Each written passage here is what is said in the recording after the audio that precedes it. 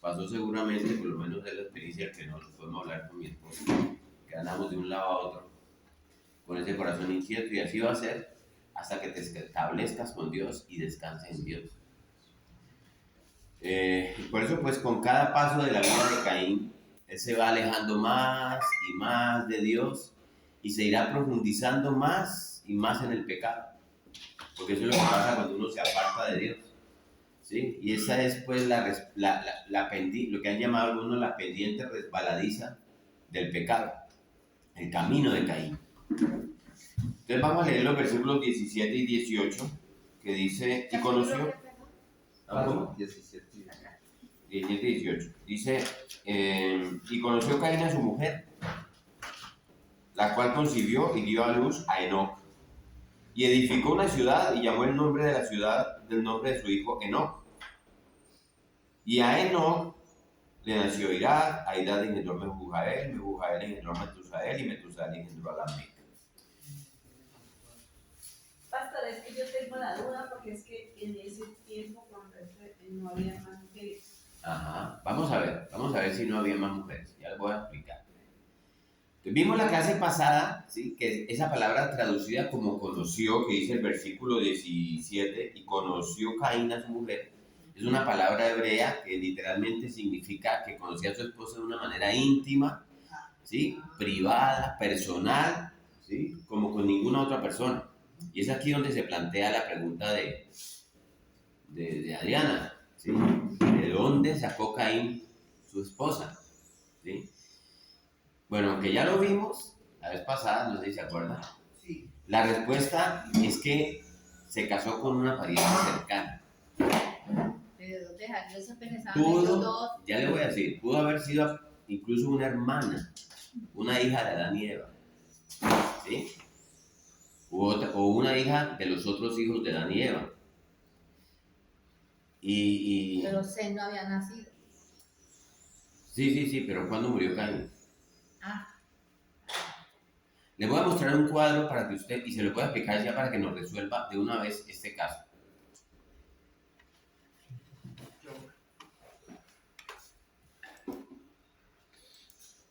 Mire, yo me puse en la tarea de hacer esto. Este es Adán, que nace en el día 6, no, es creado en el día 6. Abel está asesinado por Caín. Y normalmente la gente vivía 900 y pico de años. 900 años. Caín, posiblemente, aunque la Biblia no lo dice, posiblemente, además Dios dijo, nadie te va a matar, ¿sí? Te va a poner una señal. Pudo haber vivido estos mismos 900 años. Ahora vamos a ver que Adán y Eva tuvieron más hijos, aparte de Seth. Si Adán y Eva tuvieron más hijos, miren, Seth nació cuando, estos son cada 100 años, ¿no? 100 años. Seth nace cuando Adán tiene 130 años. Caín está vivo. Y Seth tiene a Enos, ¿sí? 105 años después de que él nació. Y todos ellos empiezan a tener hijos e hijas.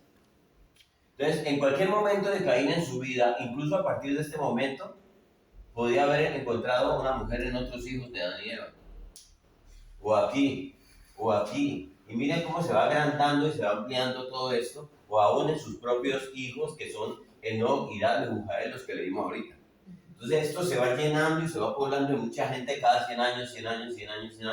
A los 600, 700 años de la creación del mundo, hay un montón de ramas llenos de hijos e hijas. Y si en este momento todavía está vivo Caín, pudo haberle nacido su hijo, porque encontró aquí una esposa. ¿Sí? Me puse en la tarea de tratar de mostrar esto. Queda este cuadro de alguna forma explicativo para que podamos entender la cantidad de hombres y mujeres que habían a los 100 o 200 años después de la muerte de Abel. Eran productivos. Sí. No había televisión, los hacían. ¿Sí? Entonces, miren, aquí, en este tiempo, por acá, a los 100, 200, 300 años de la creación del mundo, aquí no hay genes mutantes que compliquen la cosa, como podría pasar hoy. ¿Sí? Y para poder considerar esto, yo les digo, pensemos en esto. Cuando un río llega al mar, ¿cómo llega? Llega ya sucio, lodoso, contaminado, ¿cierto? Sí. Pero río arriba, allá en el páramo, en su nacimiento, es puro, Cristalino. cristalino Sí. y limpio, ¿sí? O sea, se va a ir enlodando, ¿sí? Pero en este momento de la historia del hombre, allí es donde estamos en el río arriba, en su origen, donde la raza humana apenas está comenzando a fluir y hay pureza en sus genes. Por eso es como fuimos creados, ¿sí? Aun cuando un par de hermanos se unan en matrimonio, ahí hay pureza en los genes del ser humano, ¿sí? Casarse allí no produciría un resultado no deseado, como puede pasar hoy, ¿sí? O como lo haría más adelante, porque acuérdense que cuando lleguemos al libro de Éxodo, ya habría instrucciones de parte de Dios para parar eso, no más. Dios para eso, Él es el mismo Dios, ¿sí? Para parar las relaciones entre hermanos. Pero aquí no hay problema, hay pureza todavía. Entonces, Caín se casó con la chica de al lado, ¿sí? Y ella concibió y dio a luz a su hijo Enoc, ¿sí? En la bondad de Dios, Dios le permitió a Caín tener ese hijo, Enoc. Este no es el Enoc, si algunos han leído algo que caminó con Dios, ¿sí? Eso lo vamos a ver más adelante. Pero este sí es el primer Enoc en la historia de la humanidad. Y dice que edificó una ciudad, ¿sí? Leímos ahorita en el versículo 18, y llamó el nombre de la ciudad del nombre de su hijo, Enoc. O sea, Caín seguramente estaba orgulloso, feliz de tener ahora un hijo en medio de su destierro, ¿sí? Y esta es la primera ciudad, según esto, ¿no? Probablemente sea un tipo de aldea inicialmente, ¿sí? En la que se van a vivir varias personas. No sabemos cuántas, pero es el comienzo de la civilización, por llamarlo así, ¿sí? Es el comienzo de la construcción de un lugar donde podían ir a vivir varias personas, muchas familias. Algunos ven esto de la creación de la ciudad como un desafío a la sentencia divina que Dios acabamos de leer en los versículos 16 y 17, porque dijo que sería errante y extranjero en todas partes, ¿sí? Pero un buen método para defenderse de los terrores que puede tener alguien, sentirse permanentemente perseguido, es edificando una ciudad y seguramente poniéndole algún tipo de protección de cerco alrededor. Es una manera, ¿sí? Y para poder apartar también esos pensamientos de la consideración de su miseria en ese momento que lleva a Caín apartado de Dios, incluso tomando, o sea, ese sentido de culpabilidad que tiene, ¿sí? Ahogar esos gritos de culpabilidad que tiene él con el ruido en una ciudad de hachas, martillos, fundando, haciendo cosas, forjando cosas, promoviendo cosas, como hacen muchos para eludir sus remordimientos, ¿sí? Que se lanzan pues al ajetreo del trabajo, de los negocios del mundo, a la prosperidad del mundo, incluso tomando delanteras de desarrollo frente a los hijos de Dios, como podría parecer en este caso en relación con los hijos de Seth, ¿sí? Pero apartados de Dios, distrayéndose, forjando, fundando, haciendo cosas, porque habíamos hablado, ¿no? Eran seres inteligentes. Acordémonos que aquí no estamos pensando que Caín, Abel, Adán y Eva, Seth, y todos ellos andan así, peludos, ¿sí? Vestidos con cosas de mamut y llevando a las mujeres de las mechas para la cueva. Son seres absolutamente inteligentes, capaces de hacer muchas cosas, ¿sí? Pero en ese momento Caín está allí y todo empieza a crear un estado de desarrollo, ¿sí? Y ellos de todos modos se van deslizando hacia sus vidas al sentido mundano, ¿no? Que no ven más allá de su propia satisfacción, sus propios logros. Por eso la ciudad se llama como mi hijo, ¿sí? Y tienen un solo destino, que es la perdición, a pesar de todo ese desarrollo. Y en el versículo 18 se nos muestra pues la genealogía de Caín que ya leímos, ¿sí? Que son Enoc le nació Irad, a Irad engendró Mehujael, Mehujael engendró Metusael, y Metusael engendró a Lamec, ¿sí? En esta lista vemos el inicio a través de diferentes generaciones.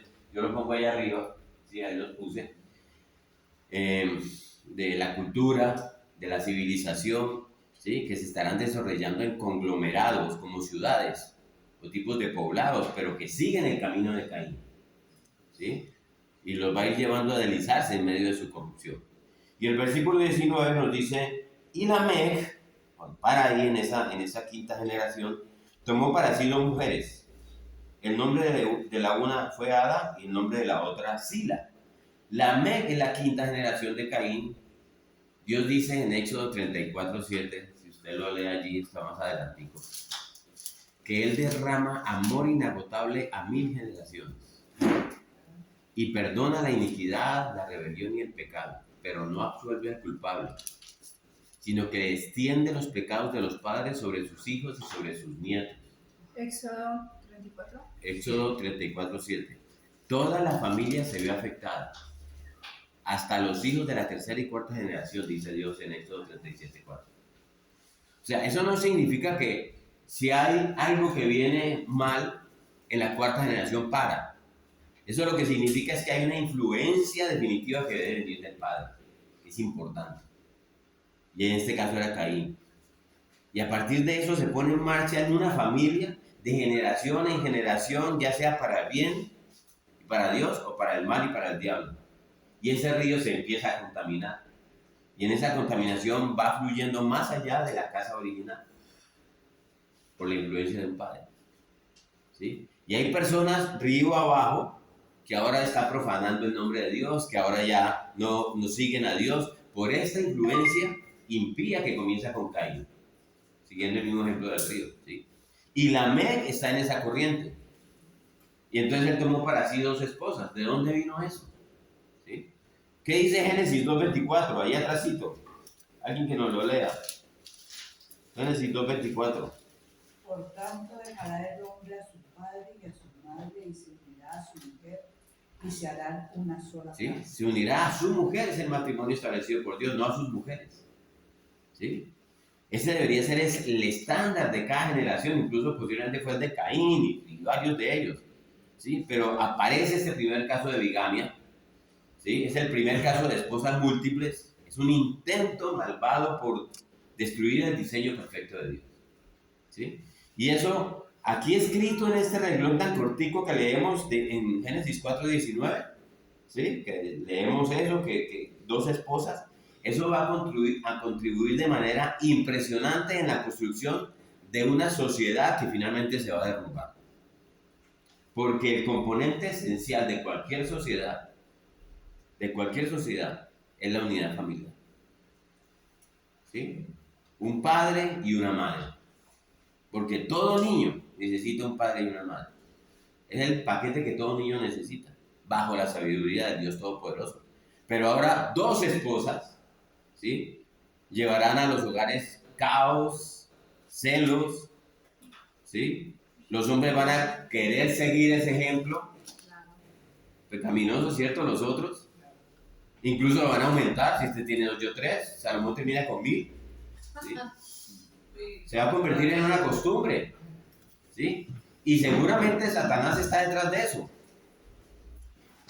De modo que si Dios es el mayor constructor de hogares, Satanás es el mayor destructor de hogares. ¿Sí? El diablo sabe que si él puede poner a tambalear la unidad familiar, toda una civilización se derrumba. Eso es lo que él sabe. ¿Sí? Y eso es lo que empieza a pasar aquí. Ahora va a haber competencia en el hogar, va a haber celos, envidias, va a haber un corazón dividido en el hombre y lo peor, va a haber confusión entre los hijos. Hoy estamos viviendo eso. Versículo 20. Y Ada dio a luz a Jabal, el cual fue padre de los que habitan en tiendas y crían ganados. Estos son los nómadas que oímos, ¿cierto? Gente que vive en tiendas, en el desierto, con rebaños de diferentes animales, se van de la ciudad, seguramente este dijo, me voy papá, se van de la ciudad y simplemente se dejan llevar por el viento, mueven sus tiendas a algún lugar donde haya mejor agua, donde haya mejores pastos, y lo van llevando sus rebaños con ellos.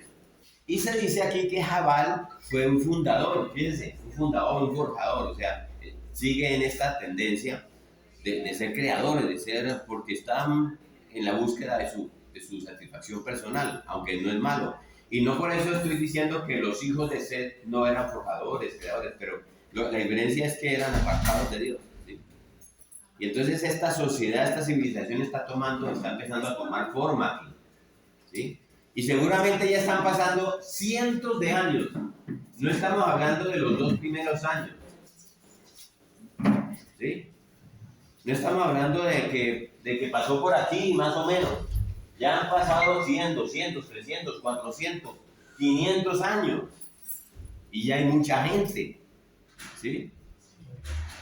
Y luego en el versículo 21 dice que el nombre de su hermano era Jubal, el cual era el padre de todos los que tocan arpa y flauta. Un inventor de instrumentos musicales, de cuerda como el arpa y de viento como la flauta. La civilización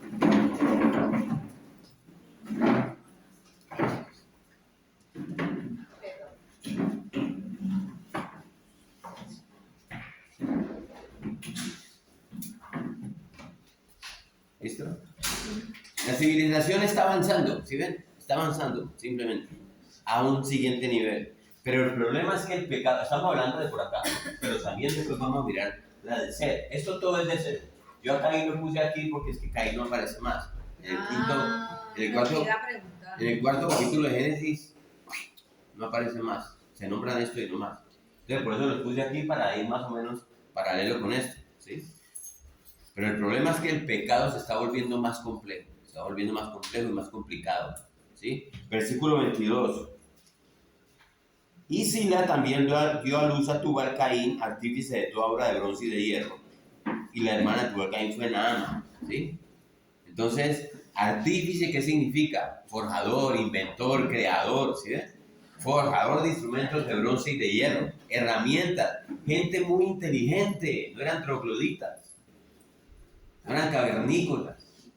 Tal vez algunos hombres se fueron a vivir lejos y encontraron algunas cuevas y se quedaron allí, pero eran hombres con capacidades, las mismas de nosotros, como hablábamos la clase pasada, posiblemente mejores, porque no habían tenido el deterioro que nosotros tenemos hoy. ¿Sí? Entonces, hombres capaces e inteligentes. Fíjense que aquí no hay una edad de bronce, aquí no hay la edad de hierro que dura miles de millones de años, de una a otra era. Ninguna de esas tonterías se encuentra en la palabra de Dios. Ninguna de esas. ¿Sí? Y en esta generación se forjan instrumentos de bronce y de hierro. Y Tubal Caín es el promotor de esto. Y aparece también su hermana Naama ahí en el versículo 23, ¿no? Lamec, sí, vamos a ver el versículo 23, perdón, es en el 22. En el 23 dice: y dijo Lamec a sus mujeres, Ada y Sila, oíd mi voz, mujeres de Lamec, escuchad mi dicho, que un varón mataré por mi herida y un joven por mi golpe. Este es un pavo real, orgulloso, pavoneándose, con un comportamiento arrogante y orgulloso delante de sus 2 esposas. El hombre no solamente se jacta de tener 2 esposas, ¿no? Porque les habla en tercera persona refiriéndose a sí mismo. Oigan ustedes, mujeres de Lamec, ¿sí? Sino que en una actitud todavía más arrogante se inventa un decir propio, ¿sí? Porque él dice, escuchen mi dicho, escuchen mi discurso, o sea, presten mucha atención a este discurso mío. Bien arrogante el hombre. ¿Por qué he matado a un hombre por herirme? ¿Sí? ¿No les suena familiar eso? El pecado de su antepasado siendo transmitido. Eso fue lo que hizo Caín exactamente. Mató a su hermano, levantó a su hermano. Eso está en el ADN espiritual de ellos, si me permiten llamarlo así, que se está transmitiendo de generación en generación, que no tiene manera de echar para atrás porque se apartan de Dios y solamente Dios transforma corazones. Siguen ellos en su carrera deslizándose por la pendiente del pecado, ¿sí? Y ahora Lamec ya lo hace, pero con orgullo, con arrogancia. Se jacta de haber matado a un hombre simplemente porque lo hirió. De pronto, quién sabe si este otro tipo lo abofeteó y lo mata, ¿sí? Y es tan arrogante Lamec. ¿Se acuerdan cuando estudiamos la clase pasada en el Sermón del Monte sobre la barbarie, que es cuando se supera la respuesta a la ofensa? que por eso surge la ley del talión. Este hombre sobrereacciona. Y eso es lo que el orgullo siempre hace. El orgullo siempre sobrereacciona y explota. Porque me ofendió. Y yo no lo voy a permitir. Un hombre humilde, ¿se acuerdan? Esto lo estudiamos en la clase del Sermón del Monte. Un hombre humilde no puede ser ofendido. Porque es un hombre con carácter firme. No porque se deje. Eso es otra cosa. Es un hombre que sabe quién es. No se deja ofender. Un hombre orgulloso se ofende por el detalle más pequeño. ¿Sí? Y entonces, un varón mataré por mi herida. Y luego agrega que él se lo hizo también a otra persona, ¿no? Porque dice que también se lo hizo a un joven, a un muchacho. Algunos dicen que es un niño. Alguien que no tenía ni su edad ni su tamaño. Mata a un joven por golpearlo. El niño de pronto pudo haberle reaccionado, trató de golpearlo y en respuesta, en venganza, de manera excesiva lo mata. Pero eso es lo que el orgullo hace. ¿Sí? El ego siempre quiere venganza. Entonces, son gente que tiene una visión demasiado alta de sí mismo. Se va forjando en el camino de Caín. Porque mientras usted está apartado de Dios, surge el humanismo. Esa es la lucha hoy. El cristianismo y el humanismo, donde se levanta la visión alta del hombre, ¿sí? Se da demasiada importancia, usted no sabe quién soy yo. Se da mucho valor, se desquita con las otras personas, y eso es exactamente lo que la MEC está haciendo aquí, ¿sí? Y de por sí ya sería bastante malo si él se guardara eso para sí mismo, porque está mal en su corazón. Pero en lugar de eso, se autoelogia de eso con sus dos esposas, ¿no? Y todavía va más lejos. Miren el versículo 24 de Génesis 5, de Génesis 4. Dice, y si 7 veces será vengado Caín, Lamec en verdad 70 veces 7 lo será. Escúchenme, mujeres de Lamec. Yo soy más importante que Caín. Si alguien le hace algo a Caín, debería ser castigado 7 veces. Pero si alguien me lo hace a mí, a Lamec, debería ser castigado 70 veces 7. Eso es infinito. Miren la opinión que ese hombre tiene de sí mismo. Es un ególatra. Y el ególatra es gente que se pavonea camino al infierno. ¿Sí? Pensando que son demasiado incluso buenos para ser condenados. Tiene una importancia personal muy inflada. Hasta allá llega. Cuando no ha habido algo que conecte a la gente con Dios, ¿sí? No hay una gota de humildad en la mente. Y tengamos en cuenta eso, nadie va a entrar jamás al reino de Dios sin humildad. ¿Sí? Juan Calvino dijo que la principal virtud cristiana es la humildad. Pedro en su primera carta, en el capítulo 5, versículo 5, dice que Dios resiste a los soberbios y da gracia a los humildes. Entonces tenemos todas las razones bajo el cielo para ser humildes. Y no tenemos ninguna razón legítima para ser orgullosos y arrogantes. Pablo dice en 1 Corintios 15:10 que por la gracia de Dios soy lo que soy. Es por la gracia de Dios. ¿Sí? No más. Esa sería una excelente frase para estar guardada en nuestro corazón. Por la gracia de Dios soy lo que soy. Sería hasta una buena frase para estar en una lápiz. Yo soy lo que soy, yo fui lo que fui solamente por la gracia de Dios. Y ahí en el capítulo 4 de la carta a los Corintios, de la primera, Pablo dice en el versículo 7, ¿qué tienes que no hayas recibido? O sea, ¿de qué te jactas? ¿Qué tienes que no te hayas recibido? Mis hermanos, miren, lo único que traímos a la mesa, lo único que nosotros podemos traer a la mesa delante de Dios es nuestro pecado, no más. Todo lo bueno de ustedes, todo lo bueno mío, es por la gracia de Dios. Y todo lo que no es bueno de ti, todo lo que no es bueno de mí, son nuestras obras. Pero todo lo bueno, de principio a fin, es por la gracia de Dios en tu vida. Y es por eso que debemos ser las personas más humildes del planeta. Cuando el cristiano entiende eso, ¿sí? Puede que nosotros no tengamos que ser la iglesia más grande de la ciudad o la iglesia más grande del país, pero ojalá podamos ser la iglesia más humilde. Necesitamos entender que no tenemos nada que no hayamos recibido de la mano de un Dios amoroso y soberano. Lamec no tenía ni idea de eso. ¿Sí? Y bueno, llegamos al final del capítulo 4 de Génesis. Este capítulo concluye como empezó. ¿Saben cómo? Comienza con Adán teniendo relaciones con Eva y termina con Adán teniendo relaciones con Eva. Como para que no nos quede duda que hubo más hijos. ¿Sí? Hijos e hijas. Y los seguirá habiendo durante 930 años que vivió Adán. Versículo 25. Y conoció de nuevo Adán a su mujer, la cual dio a luz un hijo y llamó su nombre Set. Porque Dios, dijo ella, me ha sustituido otro hijo en lugar de Abel, a quien mató Caín. ¿Sí? Esta palabra en la versión Reina Valera, me ha sustituido, se refiere a me colocó de nuevo. ¿Sí? Poner en lugar de. ¿Sí? El nombre Set significa en hebreo, Dios me ha dado. Dios me ha colocado un hijo en lugar de Abel, a quien mató Caín. Y Eva ya estaba de edad, de bastante edad ahí. No creo. No dice específicamente, pero pues 500 años eran jóvenes. Si vivieron Sí. 900. Si ella lo tuvo a los 100 años, era una sardina, Sí. seguramente. Entonces el periodo. Como hoy de 15. Periodo durante tantos años, seguramente. 900. 900 años de periodo.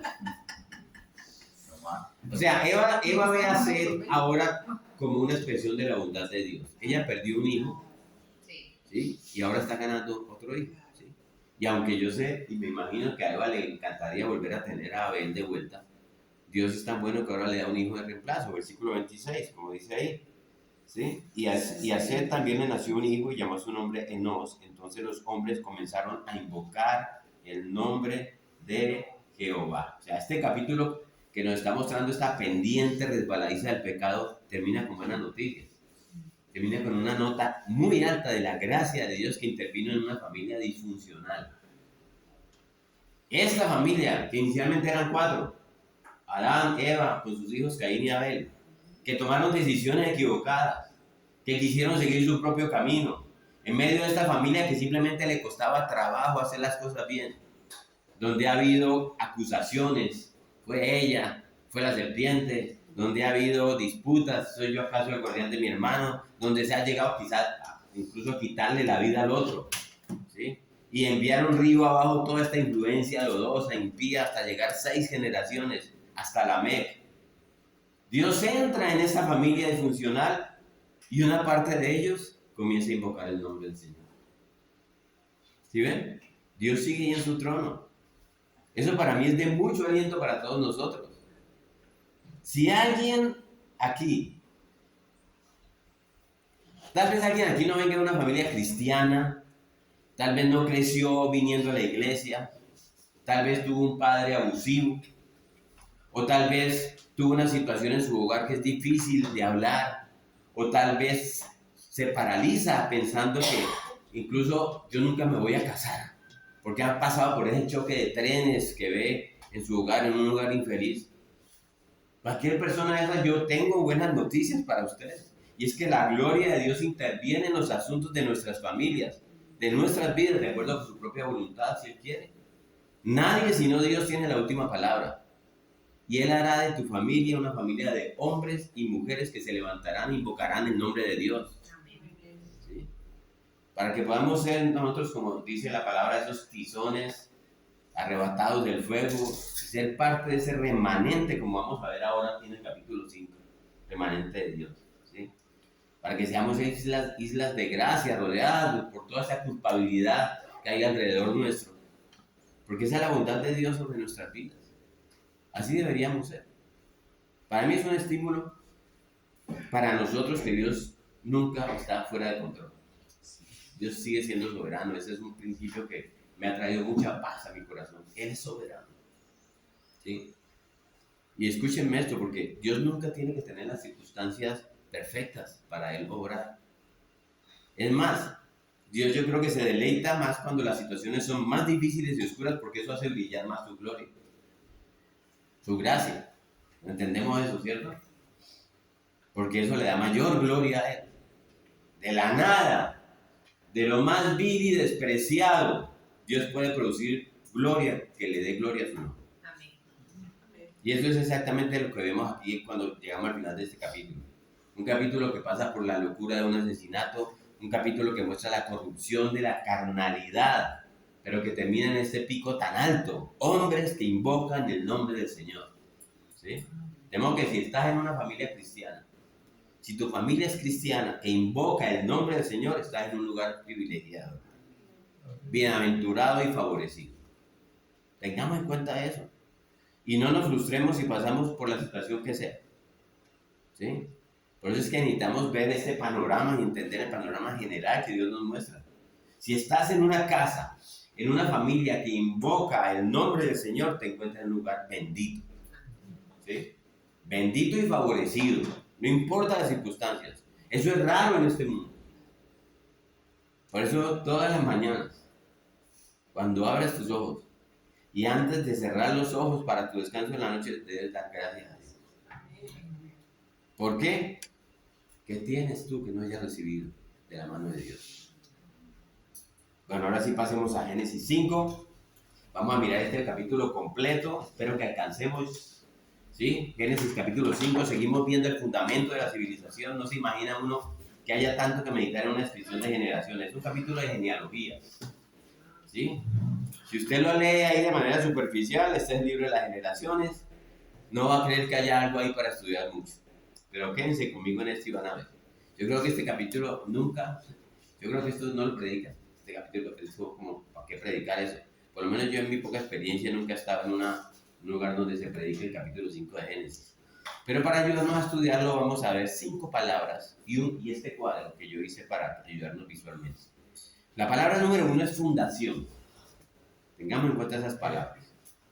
Aquí vamos a ver la base de toda la civilización humana que está descrita en la Biblia. Todo lo que sigue realmente descansa sobre los hombros de este capítulo 5 de Génesis. ¿Sí? Ya estudiamos en forma detallada, algo detallada y significativamente Génesis 2 y 3. Pero cuando Moisés escribió esto, inspirado por el Espíritu Santo, regresó otra vez al principio, otra vez a Adán, y lo extendió hasta Noé. Y así toda la historia humana y toda la civilización humana descansan sobre este fundamento de lo que vamos a leer aquí. Otra palabra, una segunda palabra es la palabra puente. Puente. Puente. Porque este capítulo sirve de puente entre Caín y Abel y Noé. ¿Sí? Y es como si Moisés mientras escribía esto hubiera presionado el botón de avance rápido. ¿Sí? Para hacernos llegar rápido al próximo evento más importante en el desarrollo y el propósito del plan de Dios, que fue Noé y el diluvio. Allá vamos a llegar. Vamos a ver la conexión que hay entre Caín y Abel y Noé. Ese es un puente que vamos a cruzar para que en la próxima clase estemos mirando específicamente a Noé. Y los puentes son importantes para ayudarnos a avanzar de donde estamos hasta donde necesitamos llegar. Y esto que vamos a estudiar hoy nos va a llevar a donde necesitamos estar. La tercera palabra es historia. Esta es una historia precisa de la fundación del mundo. El cristianismo no es una religión mitológica, no es una religión filosófica como la mayoría de los cultos de los hombres, no. El cristianismo está enraizado y fundamentado en el tiempo, en el espacio y en la historia real. No son inventos, ni alegorías, ni metáforas. Hay alegorías y metáforas ahí dentro, pero está enraizado en la historia. Y vemos muy claramente aquí la naturaleza histórica de la verdadera religión y el cristianismo. La cuarta palabra es cadena. Vamos a pasar esto como en una cadena, donde hay 11 eslabones. Y cada eslabón en una cadena, aquí están, ¿sí? Es de vital importancia. Y aunque no tenemos comentarios sobre cada uno de estos eslabones, sobre cada persona, solo se necesitaría que un eslabón se rompa para que toda la cadena se rompa, ¿cierto? Sí. Pero aquí vamos a ver que no hay eslabones perdidos, como nos enseñan por ahí desde el colegio. Así que aquí hay 10 generaciones de 11 cifras claves de principio a fin, porque esto funciona como una cadena. Y una quinta palabra es obituario. ¿Alguien no sabe aquí qué es un obituario? No. Un obituario es una noticia sobre personas fallecidas, ¿sí? Que se hace de manera pública. y que de alguna forma hablan del significado de la vida de los fallecidos. Eso es un obituario, una noticia sobre las personas que han fallecido.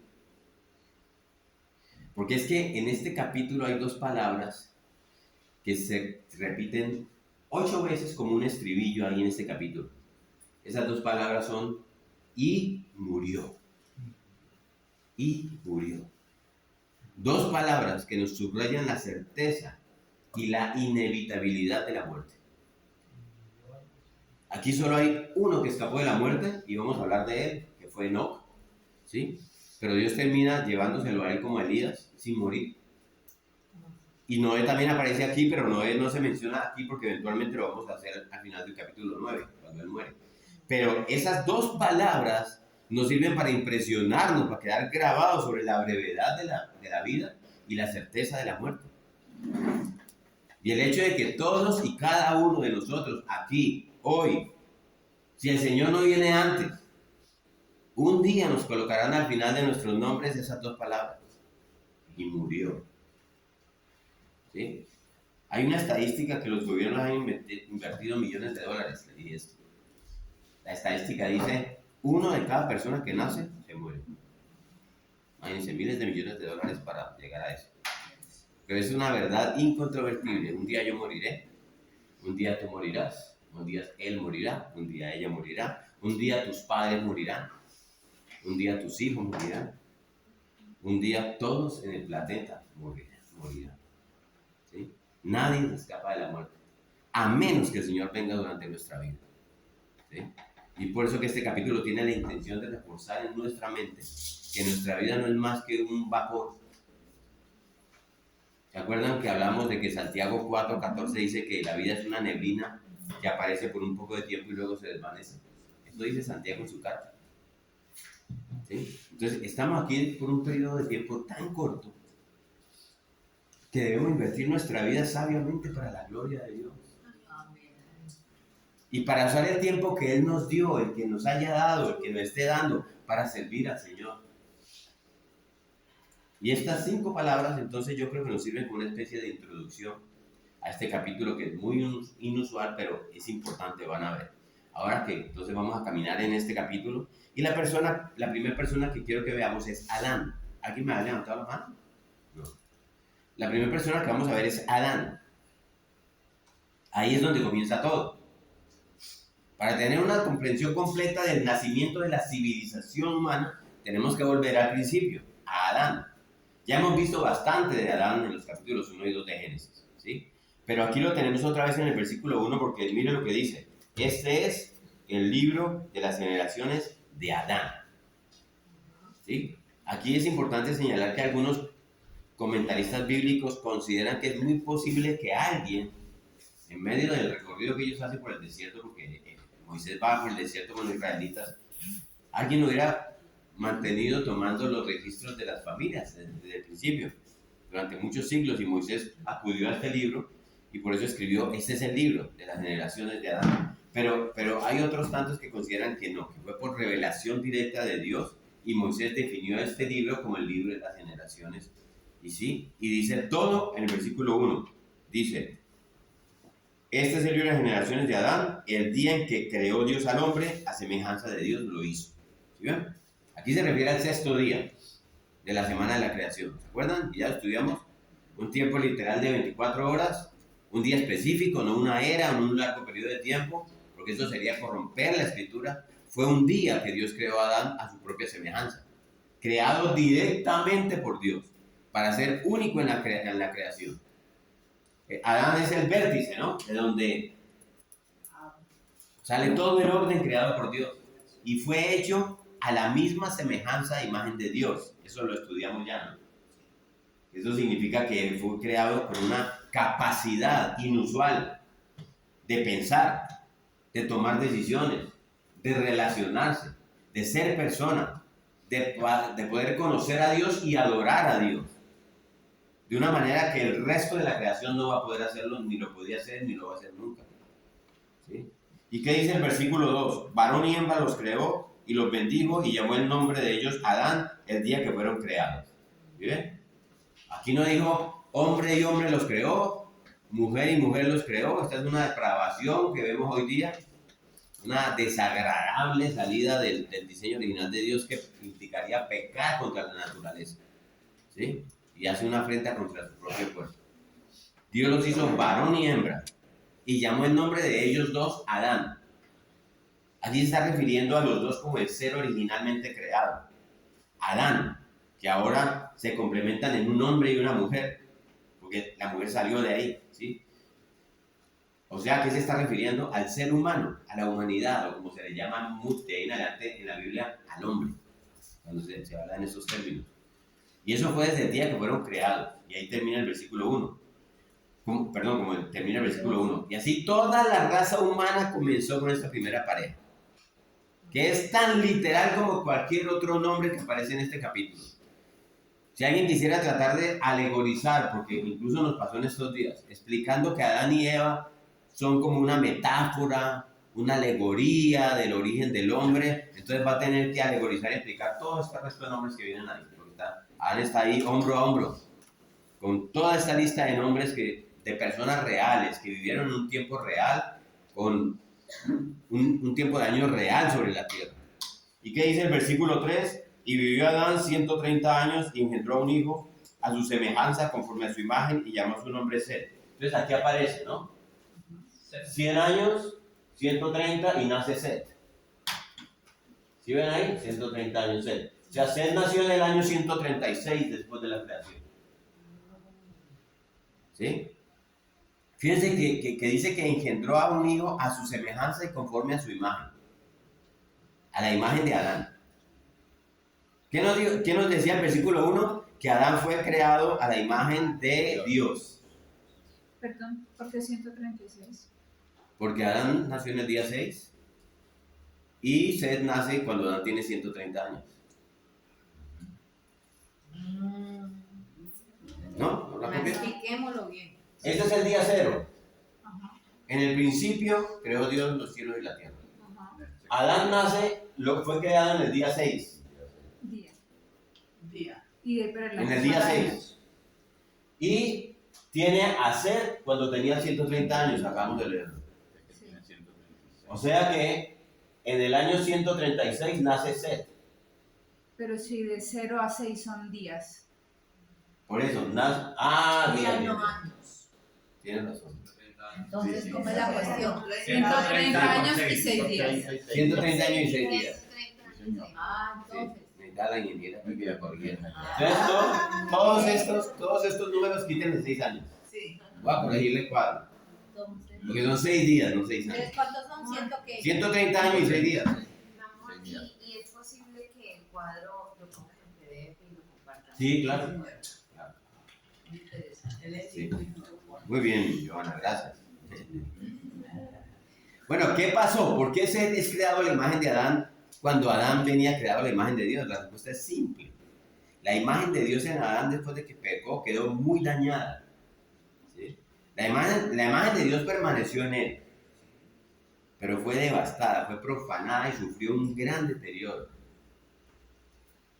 Porque la imagen de Dios continúa estando en nosotros, pero llevamos las marcas del pecado de Adán, como Set también, ahí dentro de nosotros. Y Set nació del vientre de Eva, no como Adán y Eva fueron creados. ¿Sí? Adán y Eva fueron hechos en un estado de inocencia pura, ¿sí? Pero Set ya no. Él fue hecho con una naturaleza pecaminosa que pasó de su padre corrupto, Adán, al vientre de su madre corrupta, Eva. Y el resultado fue una concepción en que la naturaleza pecaminosa estaba en Set. Entonces ya uno no puede hablar que esa sea exactamente la imagen de Dios. Es una imagen deteriorada, la tenemos. Pero en este sentido ahora Set está hecho a la imagen de su padre. Al igual que cada uno de nosotros aquí. Hemos sido hechos a la imagen de Adán. Y esto se ha ido transmitiendo a través de todas las generaciones. Sin dejar de decir que tenemos la imagen de Dios ahí. ¿Sí? Tenemos la imagen de Dios en nosotros. Pero es una imagen desfigurada que podríamos describir como la imagen de Adán. ¿Sí? Y el versículo 4 dice, y fueron los días de Adán después que engendró a Set 800 años y engendró hijos e hijas. Ah, Ya. O sea, estos son muchos años para ser papá, ¿cierto? Sí. O sea, de Pero, uno. pero como le daban importancia al nacimiento de los hombres, pues De los tiene que hombres, leer bien. Incluso en ese tiempo pudieron Sí, haber sí, nacido hijos y hijas. Por eso dice, Pero no lo en todos nombran. lados, dice Nunca hijos e hijas. nombran hijos e hijas. No nombran a la mujer porque, como dice Olguita, ¿sí? Se tenía presente era que la simiente viene por el hombre. Por eso la única vez que aparece que la simiente viene por la mujer es cuando hablan de María. Porque Cristo no viene de la simiente del hombre. ¿Sí? Por eso es que Cristo nace sin pecado. Siempre se habla de que la simiente viene del hombre, de los lomos del hombre. Por eso siempre es el nombre del varón, no por machismo. ¿Sí? No por machismo, que esa es la equivocación del feminismo que desprecia a la Biblia cuando la Biblia protege impresionantemente a las mujeres. Dios las cuida y les da un valor que no se imaginan estas niñas. Cómo se ha pervertido la idea de Dios con ellas. Pero las feministas Sí. tienen una idea totalmente Totalmente, errada. sí, distorsionada de que la Biblia es machista. Sí, pero esto no tiene nada que ver con eso. De modo que si alguien pudiera pensar que estos 800 años fue como que una exageración intencional, una hipérbole, eso es una metáfora, una analogía de los años, pues no, Dios dice en su palabra lo que Él quiere decir, y Él quiere decir que Adán vivió 800 años después del nacimiento de su hijo Seth. Y ya estuvimos hablando de esto cuando estudiamos los días de la creación, y seguramente lo vamos a volver a mirar, pero ¿se acuerdan que podríamos argumentar con base en lo escrito en Génesis 1:7 por qué los hombres y las mujeres vivieron tanto tiempo antes del diluvio? Yo no sé si se acuerdan. Un tiempo de más de 1600 años hasta el diluvio, ¿sí? Donde había una separación. ¿Se acuerdan que Dios separó las aguas de la expansión y había unas aguas arriba y unas aguas abajo? ¿Ustedes se acuerdan cuando hablamos de eso? Sí, entonces esa agua rodeaba la tierra como un filtro, como un vapor de agua que rodeaba la tierra antes del diluvio. ¿Sí? Y el diluvio alteró eso y se descargó toda el agua, ¿sí? más todo lo que surgió de abajo. Entonces, lo que hay que tener en cuenta es que antes del diluvio había un filtro, si se quiere considerar así.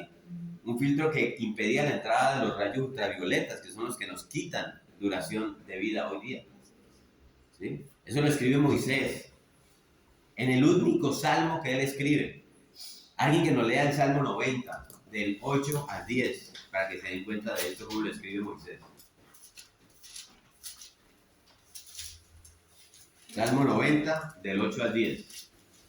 Ok, dice, pusiste nuestras maldades delante de ti, nuestros yerros a la luz de tu rostro, porque todos nuestros días declinan a causa de tu ira, acabamos nuestros años como un pensamiento. Los días de nuestra edad son 70 años, y si en los más robustos son 80 años, con todo su fortaleza es molestia y trabajo, porque pronto pasan y volamos. Sí, la pillaron. Por causa de tu ira, el diluvio, ¿sí? Terminamos declinando nuestra edad y ahora son 70 u 80. Y aún son, aunque los tengamos, pesados y difíciles. Vamos deteriorando. Por eso yo digo que Adán tuvo que haber sido mejor que nosotros. No un problema. ¿Sí? Entonces, aquí el tiempo en Génesis 15 vivieron por un tiempo muy largo. Y leemos al final del versículo 4 que engendró hijos e hijas, ¿no? Adán.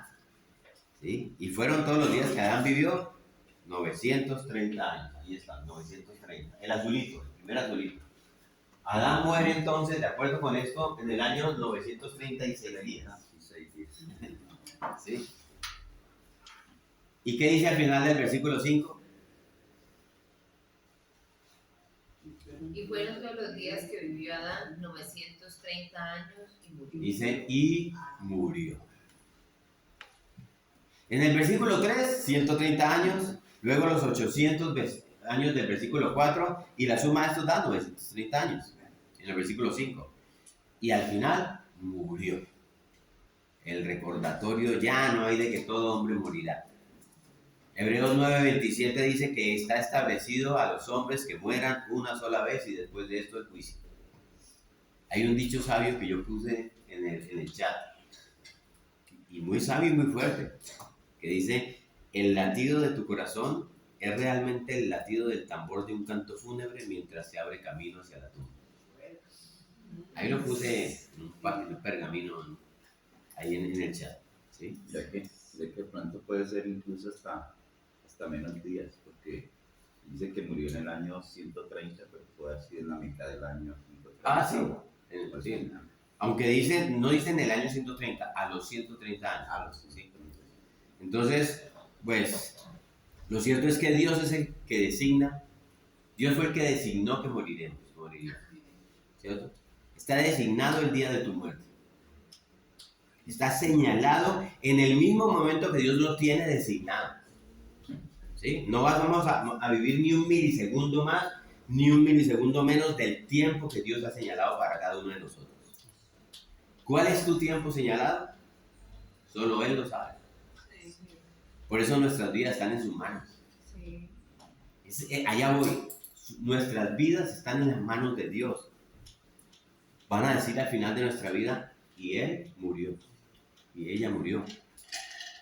Por eso yo a veces choco cuando salen hablando de las chicas, decía: yo soy dueña de mi vida. Ay, Señor. ¿Sí?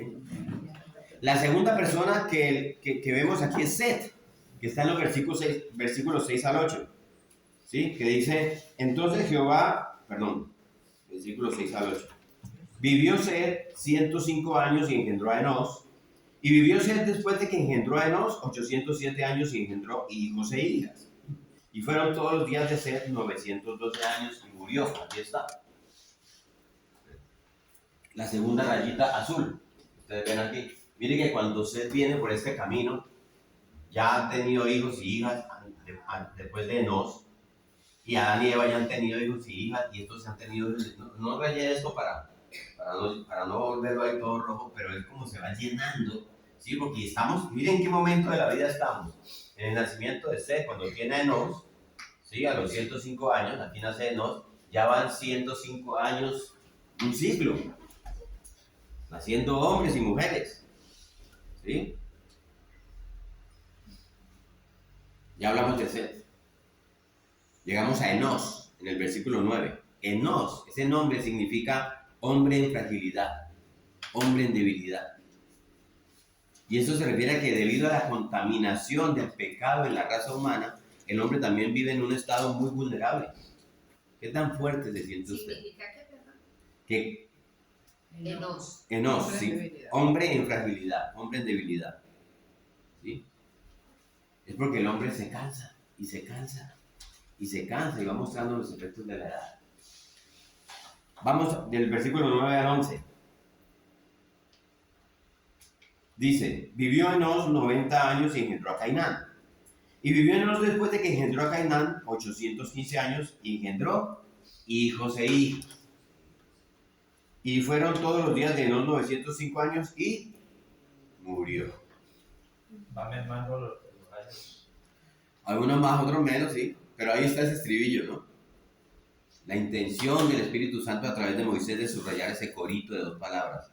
Y murió. Para que nosotros, como lectores de la Biblia, tengamos eso siempre en nuestra mente. Tú morirás. Él murió. Ella murió. Y vamos al versículo 12, a Cainán. Versículo 12. Vivió Cainán 70 años y engendró a Mahalaleel. Cainán engendró a Mahalaleel. ¿Saben qué significa Mahalaleel? Alabanza a Dios. ¿Sí? Aquí estamos en Mahalaleel. Aquí estamos ya, miren, ya vamos 400 años. Ya llevamos 4 siglos cuando nace Mahalaleel.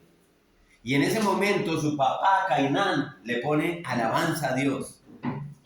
O alabanza de Dios. Porque seguramente Cainán era un adorador del único Dios verdadero. Para ponerle ese nombre. Un adorador. ¿Sí? Y en medio de lo que vamos a descubrir en la próxima clase, de una cultura impía, tan impía que Dios va a enviar una inundación global y va a acabar con toda la raza humana salvo 8 personas.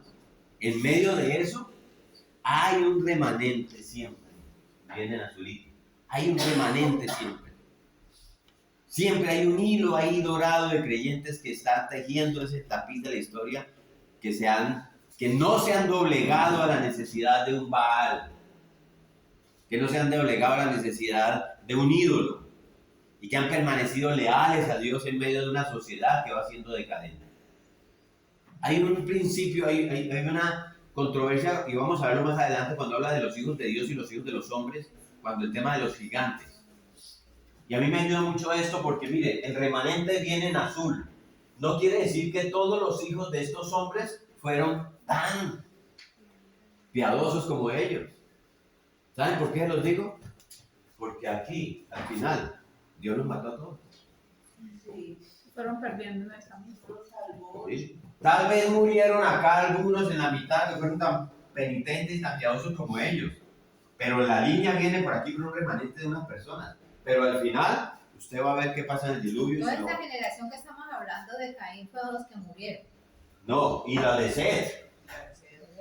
Los de Seth también murieron, todos. Mire cómo termina el final. Termina juntándose. Diluvio universal, año 1650, menos 6 años, ¿no? 1600, menos 6 años, porque aquí le puse 6 años. Entonces 1656. Todos murieron. Solamente pasa este remanente.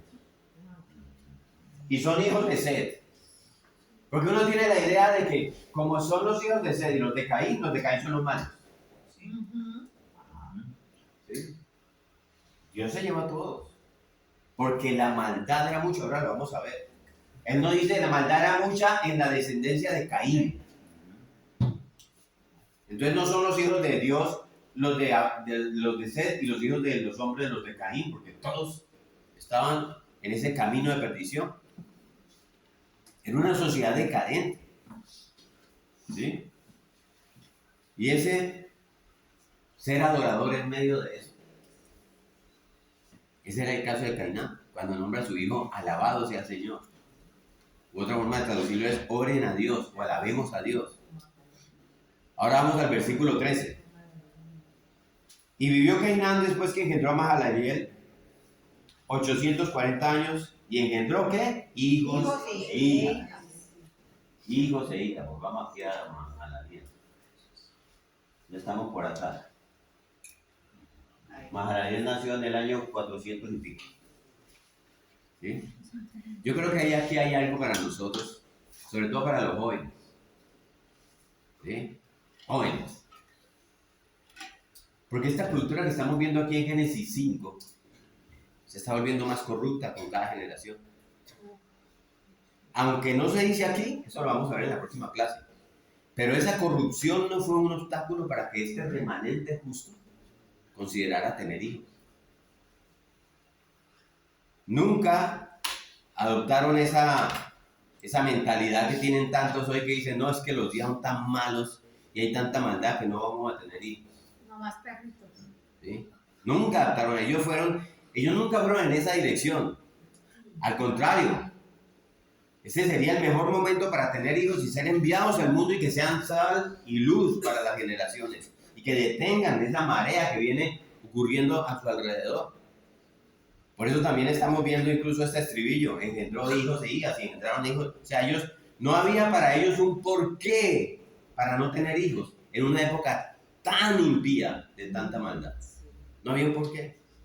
Los hogares de los hombres de Dios, los hogares de los hombres de Dios, lo que decíamos al principio, las familias cristianas, perfectamente pueden ser un campo de entrenamiento para discípulos que habrán de ser enviados como flechas al mundo. ¿Por qué no? ¿Por qué tenemos que pensar al contrario? Es a eso que se refiere el Salmo 127, del 4 al 5, leámoslo. Ya lo entendí. Salmo 127, versículos 4 y 5. Alguien que nos lo lea.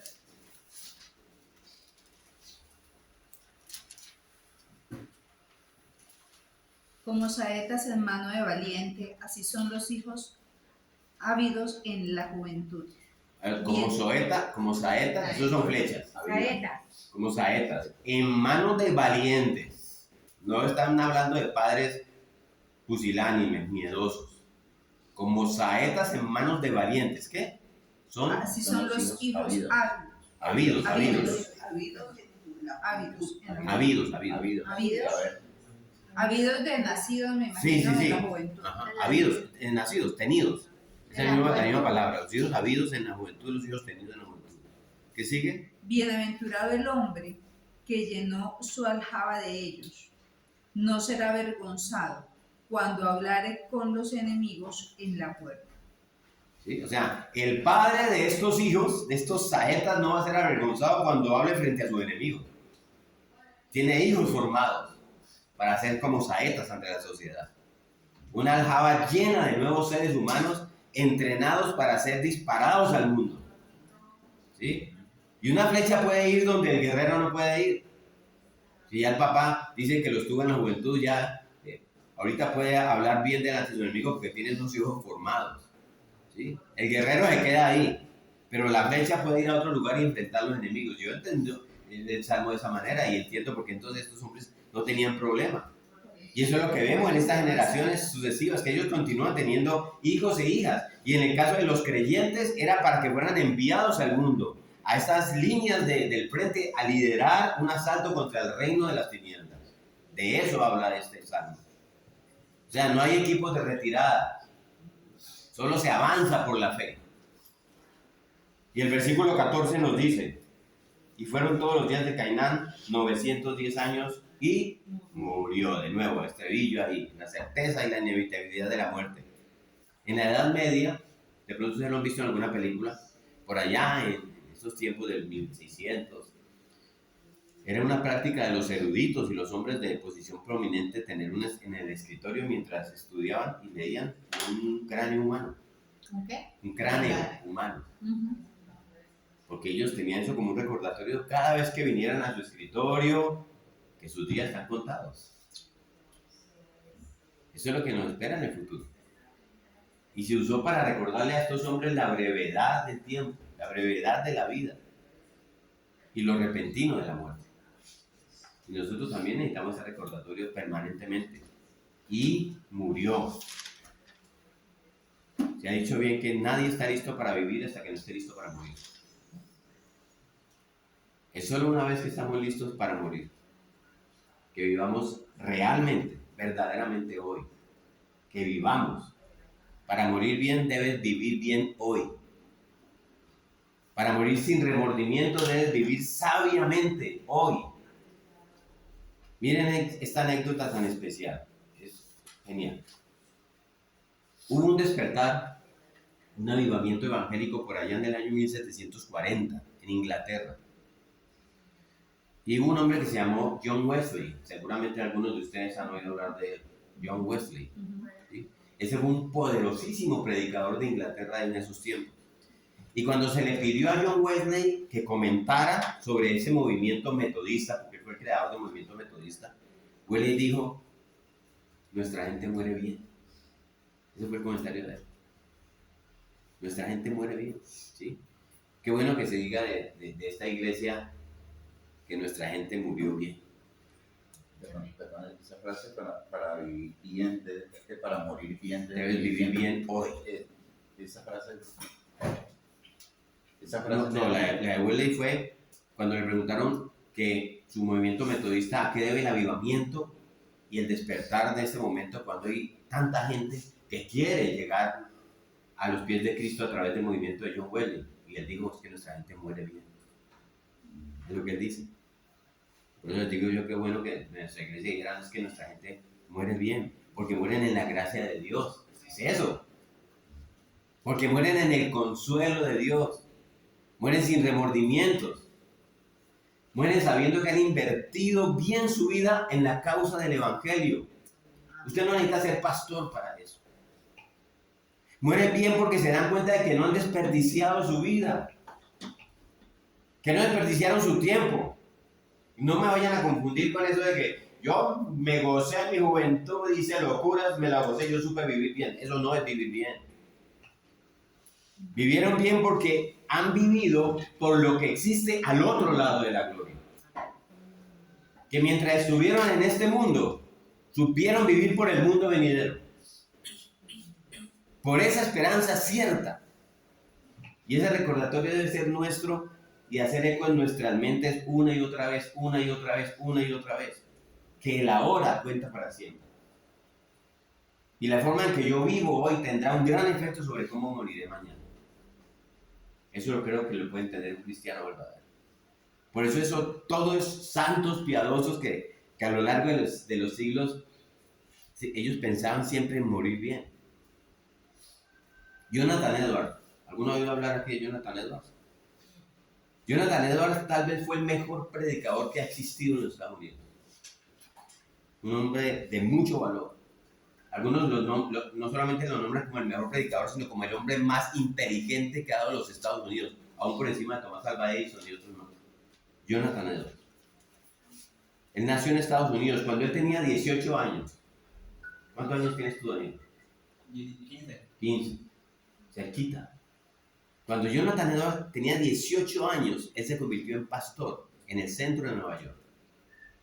¿Sí? Y él fue a pastorear una iglesia que había sufrido una división. Y él escribió 70 resoluciones que serían para él como una brújula moral para su vida. 70 resoluciones. Todo extraído de las escrituras, porque él sabía que eso le iba a señalar la dirección correcta para vivir una vida en su tasa máxima de la eternidad. Y hay una resolución que él escribió que yo les quiero leer, que es la resolución número 9. Eso está en internet, usted lo puede buscar. Porque es muy apropiada para lo que estamos viendo en este capítulo de Génesis. Miren lo que escribe este jovencito de 18 años. Resuelvo. Tomo la decisión, dice Jonathan Edwards, de pensar mucho en todas las ocasiones acerca de mi muerte y estar atento a todas las circunstancias que van ligadas a esa realidad. Este hombre había preparado toda su vida teniendo siempre en cuenta el final de su vida. Preparó su vida teniendo en cuenta siempre el final de su vida. Y cuando murió, porque él murió también, siendo el presidente de la Universidad de Princeton en 1758 en el segundo piso de su casa, con sus 2 hijas a su lado, mientras su esposa empacaba por allá en un desierto donde estaba sirviendo de misionera para los indios de Nueva York. Edwards llegó al final y él dijo: muero sin arrepentirme. ¿Sí? Porque él lo había dado todo por la causa de la gloria de Dios. Y mientras él moría, le escribió una carta muy dulce, dice, de bienvenida a su esposa. Él había cumplido. Él había muerto sin arrepentimiento. ¿Saben por qué? Porque vivió sin desperdiciar su vida. Nosotros necesitamos estar enfocados en lo que es realmente importante en la vida, ¿sí o no? Para que cuando lleguemos al final no estemos temiendo y rogando por una segunda oportunidad, sino que lo dejamos todo en el campo, sabiendo que lo dimos todo. Miren Cristo hablando de esto, está en Juan 9:4. Váyanse a Juan 9:4. Evangelio de Juan, Cristo habla de esto. Evangelio de Juan, capítulo 9, versículo 4. ¿Qué dice Jesús sobre esto? Alguien que nos lo lea.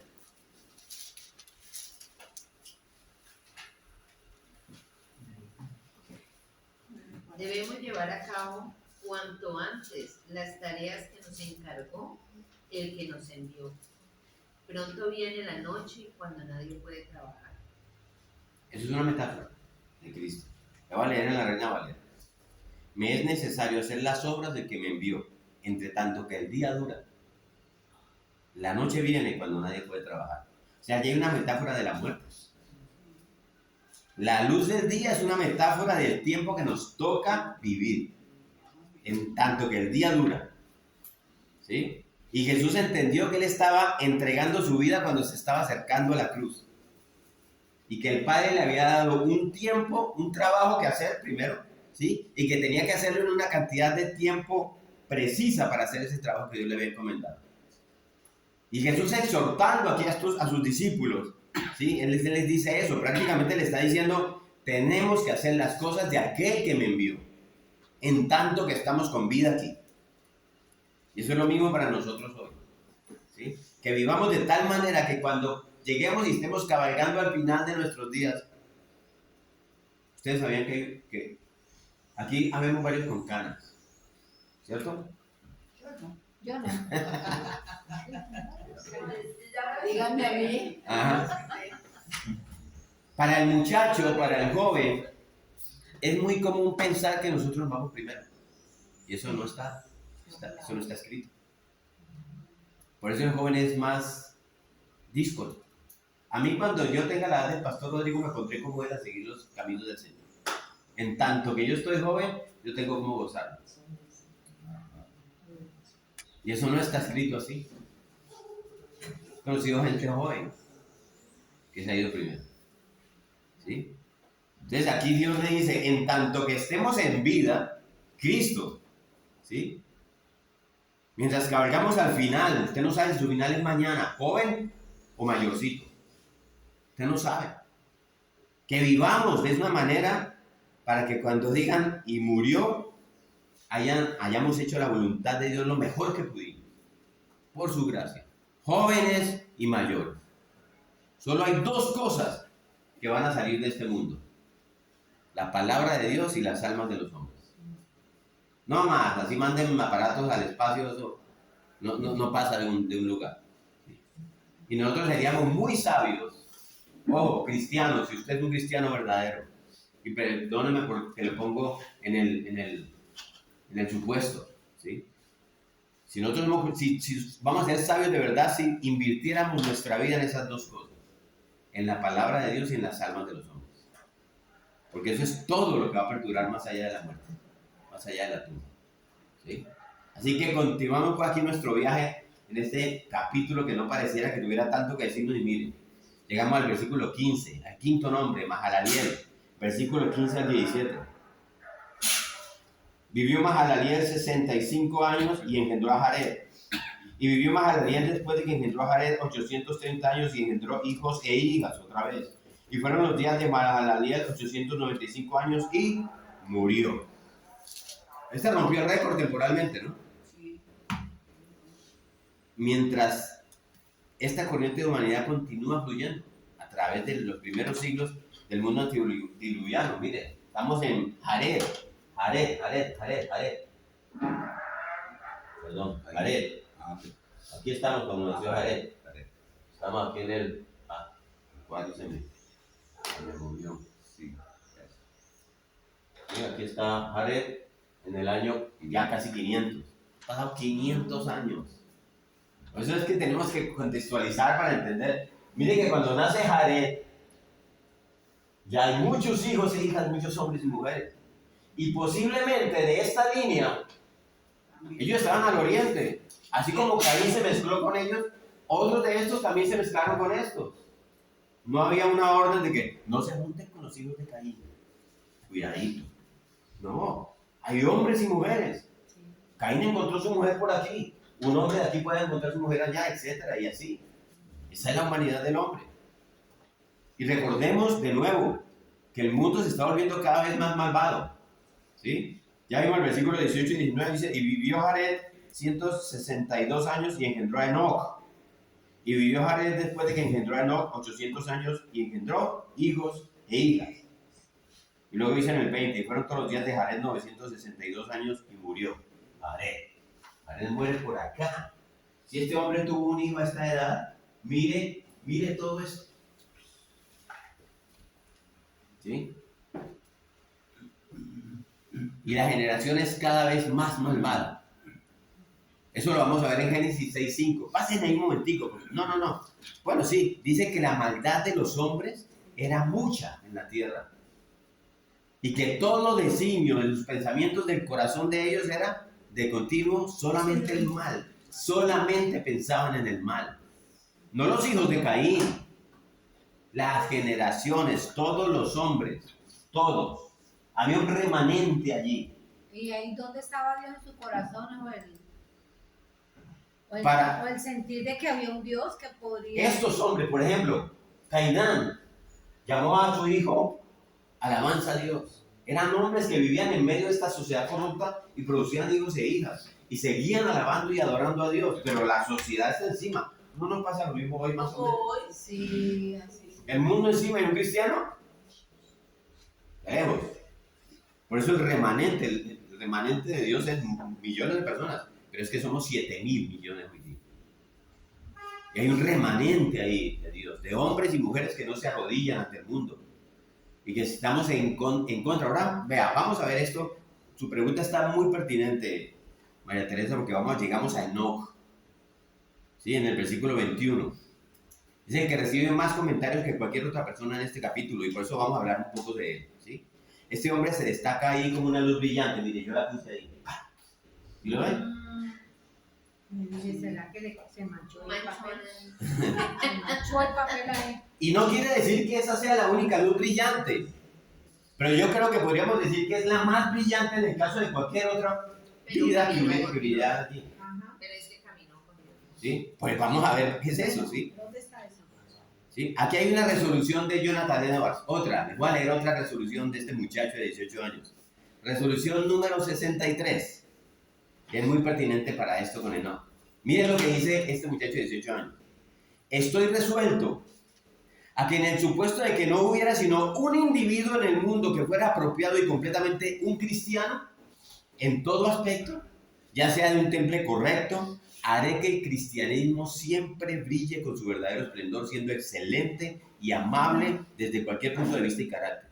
Y por eso resuelvo actuar así como lo haría si luchara con toda mi fuerza para ser ese uno, quien viviera en mi tiempo. 14 de enero y 13 de julio de 1723. Jonathan Edwards. Mejor dicho, ¿qué dice este muchacho? Resuelvo que si solo pudiera haber un cristiano vivo en la tierra, que fuera el cristiano más completo de esta generación, resuelvo que yo voy a vivir como si yo fuera ese alguien. Imagínense la propuesta de ese joven. Jonathan Edwards se lo propuso cuando él era un adolescente, que sería el cristiano más fuerte y más completo de la tierra, y que haría todo lo posible por la gracia de Dios para hacer esa luz brillante en sus días, y lo hizo. Él había trazado un curso desde su adolescencia, muchachos.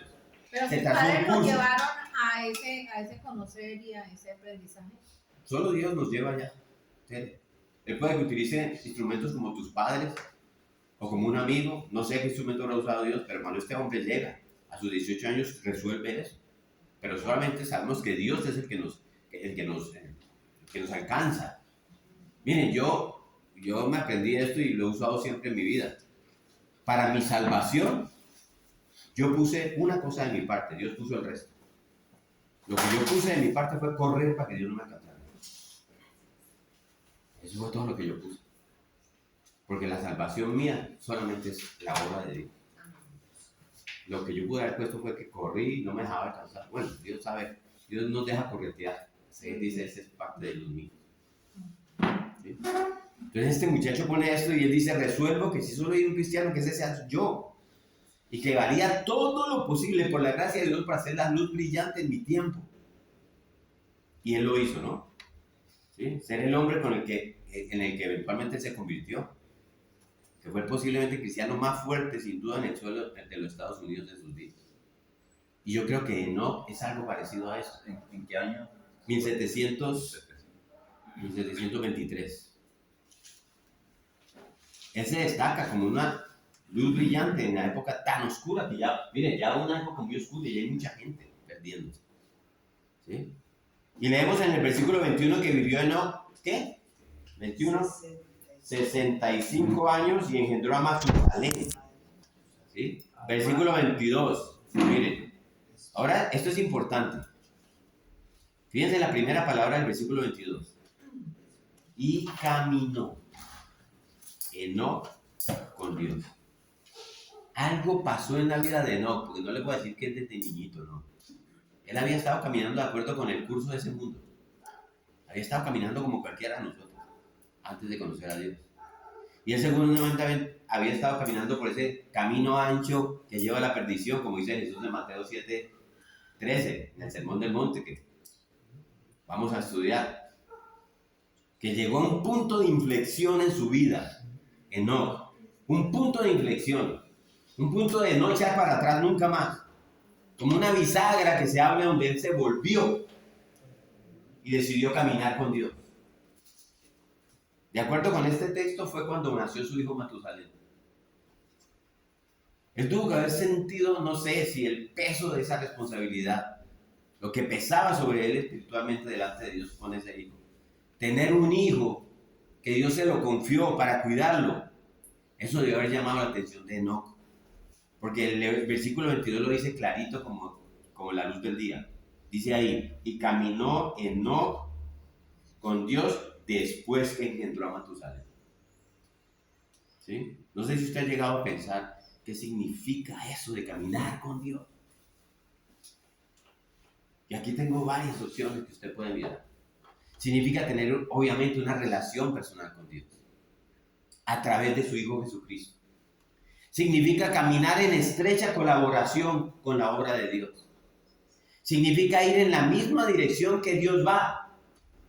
Significa que Dios te lleve de la mano y que Dios te guíe a través de este laberinto complicado de este mundo. Significa que todos nosotros, significa para todos nosotros, caminar el mismo camino de Dios.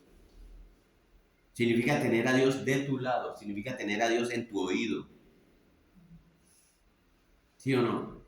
Significa tener a Dios yendo delante de ti, preparando el camino. Significa tener a Dios, como vemos a lo largo de la Escritura, dentro de tu vida. En la misma dirección que Dios, en contra del curso de este mundo que hablábamos ahorita. Enoc vivió poco tiempo para su época. Claro, claro. Y Matusalén creo que fue el que más vivió. El que más vivió, sí, señor. Entonces miren que ese Enoc es como los peces que nadan contra la corriente. ¿Sí han visto? Esos son los salmones Sí. que nadan contra corriente luchando en la otra dirección. Sí. Ese era Enoc en ese tiempo. Duro, ¿no? Sí, pero es el mismo sentir del cristiano hoy en contra de las filosofías del mundo. Eso es lo que significa caminar con Dios. Miren, nadie se desliza cuando camina con Dios. Nadie simplemente va a ir flotando conforme a su tiempo, conforme al espíritu de su tiempo cuando camina con Dios. No, señor. Saber caminar con Dios significa que Dios nos toma de la mano, con esa mano salvadora y llena de gracia. Y ahora entonces vamos a vivir cada momento de cada día conscientes de que necesitamos a Dios. Te necesito, Señor. De que necesitamos la dirección de Dios, la guía de Dios, la provisión de Dios para ser protegidos por Dios. Porque mis hermanos, miren, yo sé que yo no puedo pasar por este mundo solo. Mi esposa y yo lo tenemos claro. Ese es el camino de Caín. Nosotros no podemos hacerlo solos. Tenemos que tener a Dios y debemos tener a Dios en nuestras vidas. Y eso fue lo que sucedió en la vida de Enoc. Y por eso en el versículo 22 leemos, y caminó Enoc con Dios después que engendró a Matusalén 300 años después de que se convirtió en padre. O sea, miren, eso es importante también. Eso no fue un pequeñito retiro emocional. Vamos a un retiro de hombres, muchachos, de fin de semana, por unos días y ahí derramamos algunas lágrimas y luego volvemos a nuestras viejas costumbres. No, eso fue una realidad en la vida de Enoc. Y durante los siguientes 300 años, mira, aquí nace Matusalén. Ese es el punto de inflexión de Enoc. Aquí, cuando nace Matusalén. 300 años. 300 años viviendo, caminando con Dios, dándole la espalda al mundo, como hace un cristiano, con su rostro poniendo los ojos en Dios. Él no caminó con Dios. Esta es una declaración temprana de lo que se conoce como la perseverancia de los santos. Como dice Pablo en Filipenses 1:6, estando persuadidos de esto, de que el que comenzó en vosotros la buena obra la perfeccionará hasta el día de Jesucristo. Nadie, y yo quiero que me escuchen bien esto y que quede grabado en sus corazones. Grábense esto, nadie comienza a andar con Dios en una relación verdadera y luego abandona la fe. Nadie. De llegar a pasar eso es que realmente fue un fraude desde el principio. Así es que no puede ser caminar con Dios y echarme para atrás. Pero hay muchos. no, entonces fue un fraude desde el principio y los hay muchos. Nadie comienza a andar con Dios en una relación verdadera con Dios, caminando con Él y luego va a abandonar la fe. Los que de verdad andan con Dios, puede que haya momentos en que tropiecen. Puede que haya momentos en que se caen y pasen un tiempo, pero no van a volver al mundo. Ese nunca fue. Y Dios los nombra. ¿Sí? No eran de nosotros, aunque estuvieran con nosotros. Pablo dice en su Pedro, en su segunda carta, en el capítulo 2, versículo 22, que no son como un perro que vuelve a su vómito, ni como un cerdo que vuelve a su hogar. Esos no son los cristianos. No, él es una oveja, o ella es una oveja. 2:22. Segunda carta de Pedro 2:22. ¿Sí? Ovejas que seguirán a Dios y hablarán con Dios, y ya sea 80, 100, 200, 300 años, no hay vuelta atrás para ellos, para volver a vivir en este mundo. El que tiene una relación verdadera con Dios no le pasa eso. Estaremos en el mundo, pero no seremos del mundo. No estamos metidos en el molde de este mundo. Entiéndanme eso ustedes, mis hermanos. Esto es una enseñanza para todos nosotros. Nosotros no estamos metidos en el molde de este mundo. Y el versículo 22 es un versículo extremadamente importante.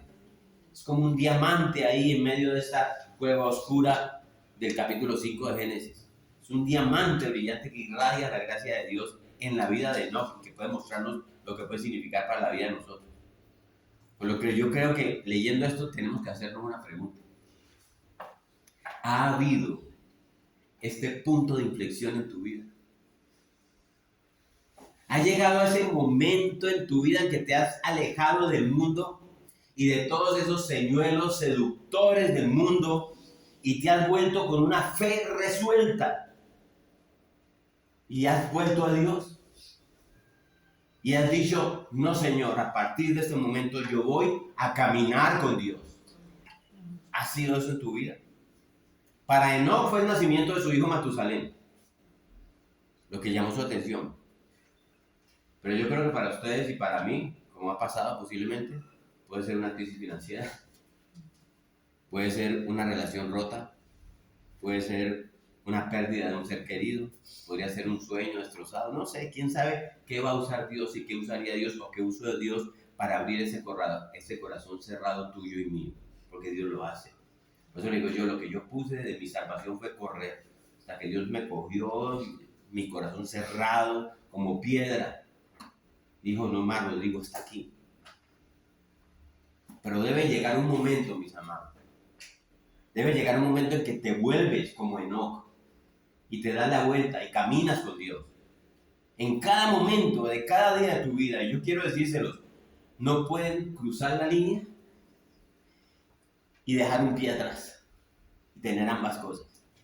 No puedes tener un pie en el mundo y un pie en el reino de los cielos. Con Dios es todo o nada. Debes negarte a ti mismo, nos dice la palabra. Debes tomar tu cruz y seguir a tu Señor, a nuestro Señor Jesucristo. O tendrás que quedarte en la otra línea, en el camino ancho que lleva a la perdición. Porque esta nueva línea pertenece a sus discípulos, a sus talmidim, ¿se acuerdan? Esta línea pertenece a aquellos que son como Enoc.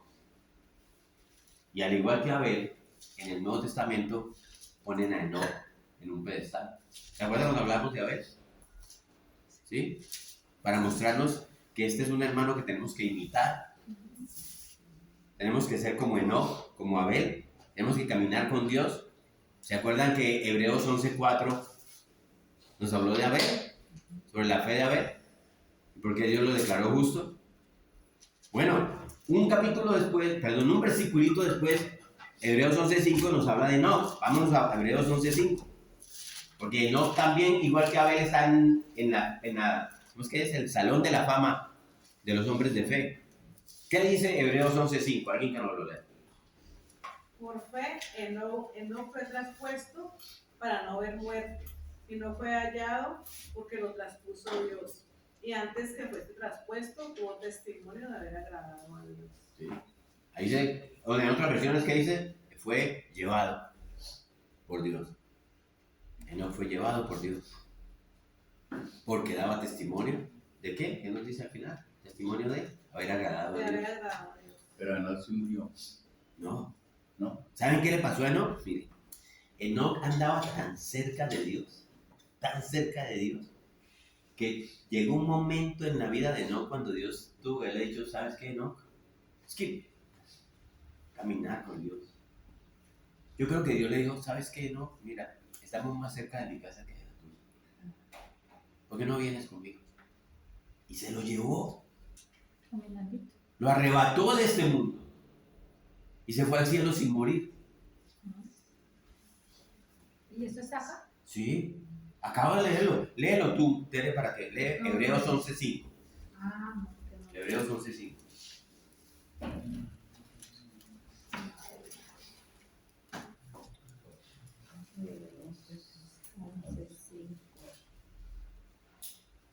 Por la fe, Enoc fue traspuesto para no ver muerte y no fue hallado porque lo traspuso Dios y antes que fuese traspuesto vino testimonio de haber agradado a Dios. Sí. Entonces, ¿qué dice al principio? Fue traspuesto para no ver muerte.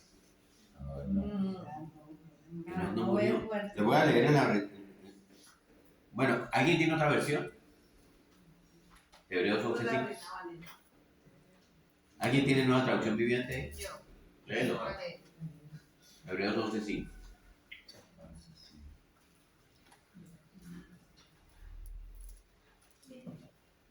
Ese traspuesto significa llevar.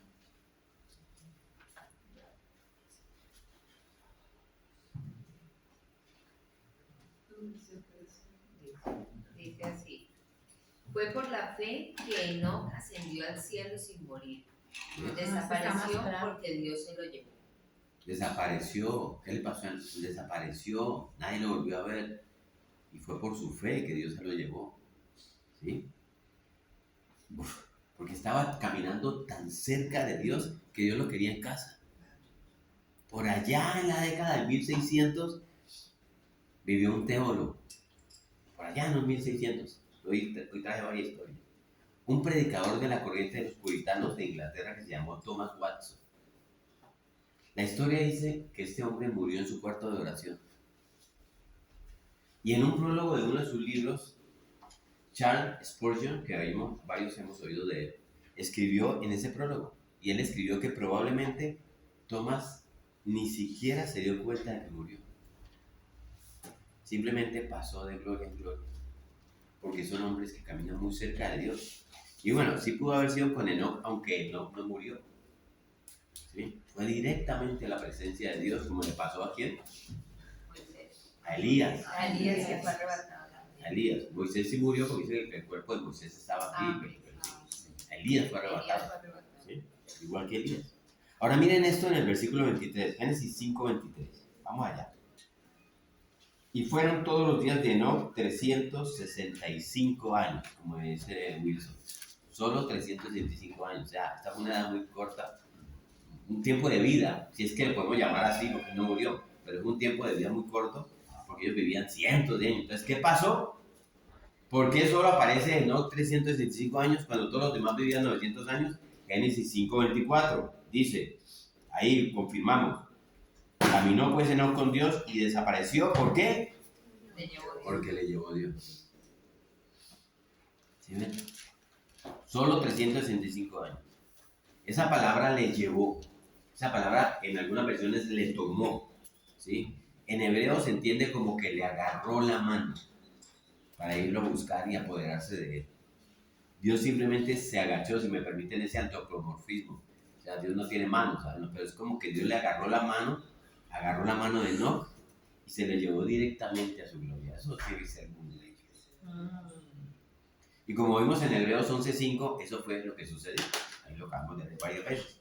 Y luego en Judas, vámonos a Judas, versículos 14 y 15.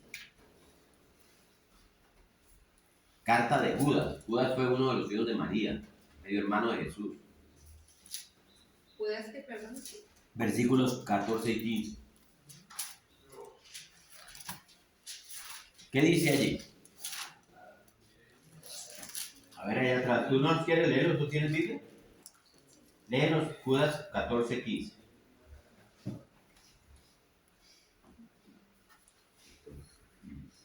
Eso está en el Nuevo Testamento. Está casi al final, muy cerquita de... Esa es la carta escrita antes del último libro de la Biblia. Tiene una sola hojita.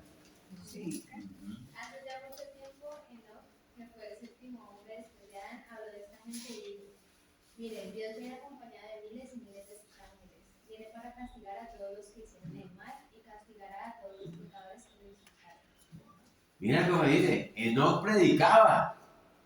Dios viene y viene con sus ángeles y los va a castigar.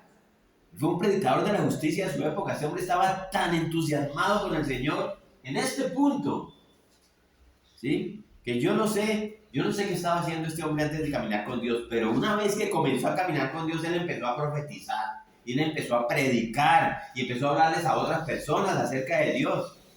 Y eso es lo que dice Judas 14:15. Cuando caminas con Dios, no puedes soportar escuchar el nombre de Dios degradado. ¿No les ha pasado eso? Miren, estos días se me revolca. Yo hoy día me pongo a pensar, si no me había metido con uno, tiene que ser prudente. Lo digo con todo respeto. Está en una reunión con un hombre que quiere que me meta. Él no sabe que yo soy cristiano, evangélico, ni pastor. Estamos en un tema de trabajo, de arquitectura. Y hay una mujer que tiene un problema con una de sus hijas y él le dice, él está muy metido en la iglesia católica y dice, ore, mija, ore. Vea, yo tengo un grupo de oración. Métase en el grupo de oración y pídale un milagro a Dios. ¿Y sabe qué dice esta mujer? Se lo pediré a la Virgen María porque es Dios. A mí me revolcó esto. Casi que... ¿Sí? Cuando caminas con Dios, no puedes ver el nombre de Dios profanado. No se resiste. Y esto fue lo que este hombre no hizo. Y declaró juicio sobre su generación. Así que este fue Enoc y vale la pregunta para nosotros. ¿Estás caminando con Dios? ¿Estás caminando en una asociación cercana con Dios? ¿Hablas con Dios? La oración es hablar con Dios. ¿Escuchas a Dios a través de su palabra? Lees su palabra. Y bueno, pasamos al versículo 25. Matusalén. Yo creo que muchos hemos oído ese nombre aquí. La mayoría sabemos que Matusalén fue el hombre que más vivió, el hombre más longevo. ¿Sí? Vivió más que cualquier otro hombre que haya existido. Y mire, los 25 al 27 dice, y vivió Matusalén 187 años y engendró a Lamec. Este es otro Lamec distinto al de Caín. Y vivió Matusalén después que engendró a Lamec 782 años y engendró hijos e hijas. Fueron pues todos los días de Matusalén 969 años y murió. Casi 1000 años vive este hombre. Y lo que es interesante de Matusalén, se lo voy a mostrar en este cuadro. Mire, lo que es interesante de Matusalén es esto. Matusalén, este es Matusalén. ¿Sí ven? Matusalén murió en el momento previo al diluvio. El abuelito de Noé. Su hijo, Lamec, murió antes que él. Murió antesitos que él. Matusalén murió antes del diluvio, antesitos. ¿Sí? Dios lo mantuvo con vida para que llegara, para que pudiera ver el momento del juicio que predicaba su papá. Enoc. Porque Enoc predicó cuando Matusalén era niño. Y bueno, nos estamos acercando al final. Vámonos al versículo 28, que habla de Lamec. Versículo 28 y 29, la primera parte. Vivió Lamec 182 años y engendró un hijo, y llamó su nombre Noé. Ahora esto es interesante. Este nombre de Noé significa descanso, consuelo. Fíjense en lo que dice Lamec del nacimiento de Noé, refiriéndose a Noé. Lamec dice en el versículo 29, síganme ahí, no me van a perder. Llamó su nombre Noé, diciendo, este nos aliviará de nuestras obras y del trabajo de nuestras manos, a causa de la tierra que Jehová maldijo. ¿Qué significa eso? ¿Se acuerdan Génesis 3:17? Que Dios pronunció esa maldición sobre el suelo y sobre la tierra, que iba a haber espinas y cardos, y que el hombre ahora tendría que trabajar con el sudor de su frente, ¿sí? Y cultivar la tierra ya no será como tan agradable, ya no será fácil, va a requerir sangre, sudor, trabajo, lágrimas, mientras lo hagan, porque vendría un libertador, que sabemos que ¿quién es? Nuestro Señor Jesucristo, que iba a revertir esa maldición, iba a restaurar el mundo a lo que Dios originalmente pretendía que fuera el mundo, lo iba a restaurar Jesús, y que ese paraíso perdido ahora se iba a convertir en un paraíso recuperado, y que cuando Eva, ¿se acuerdan? Que dio a luz, ella pensó que ese hijo, el primer hijo que ella tuvo, iba a ser ese libertador, pero resultó lo contrario, que más bien resultó un destructor. Pues aquí, cuando nace Noé, Lamec, su padre, por esta declaración que acabamos de leer, ¿sí? Espera que este sea el libertador. Le pasó algo parecido a lo de Eva. Lo que pasa es que Noé sí no respondió como Caín. Pero él llegó a pensar que este es el Mesías. Este es el que viene y que le va a aplastar la cabeza a la serpiente. Y cuando lo haga, pues va a quitar la maldición del suelo. Y nos va a traer descanso. Y entonces podemos cultivar la tierra de una manera más fácil, será mucho más productiva y el desierto florecerá con rosas y habrá arroyo en los desiertos. Y entonces está buscando al libertador en Noé. Y entonces lo llama el consuelo, el descanso, porque este será el descanso de nuestro trabajo, dice Lamec. Miren, desde el amanecer de la civilización humana, cada generación ha esperado la venida de Cristo, comenzando con Eva en su tiempo. Y hoy lo estamos esperando otra vez. Es la única persona, nadie nunca esperó a Napoleón, nadie nunca esperó a ningún hombre en la historia, es el único ser esperado que siempre ha sido esperado. Y vino una vez y va a volver a venir. Y siempre hemos esperado, empezando desde Eva, ella esperaba la venida de ese libertador, incluso en su propio hijo. Y ha continuado aquí, ríos abajo. Ahora Lamec hace lo mismo, piensa que es Noé, anhelando siempre, esperando, anticipando que este mundo sea al fin puesto de nuevo en el orden correcto. Alguien va a venir y va a destruir las obras del diablo. Que alguien venga y que marque el comienzo de la máxima expresión del reino de Dios sobre esta tierra. Y hasta el día de hoy eso sigue sirviendo de aliento para nosotros. Pablo lo escribe. Vamos a la primera carta de Tesalonicenses. Primera carta a los Tesalonicenses, capítulo 4, del 16 al 18. ¿Quién nos la lee? A ver, por acá. Primera carta a los Tesalonicenses, escrita por Pablo, capítulo 4, del 16 al 18.